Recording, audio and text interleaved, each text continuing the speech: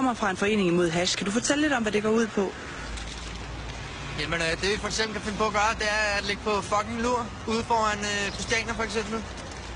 Og så når der kommer sådan en flok taberhash fra med den for vildeste grineren på gående forbi, så springer vi frem, tager deres falafel, og så trykker vi deres ribben.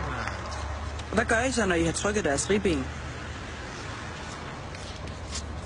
Så knipper vi dem, mens vi sprøjter heroin i øjnene på dem. Så de kan se, hvor fucking nedtur narko kan være! Men hash og heroin er jo ikke det samme.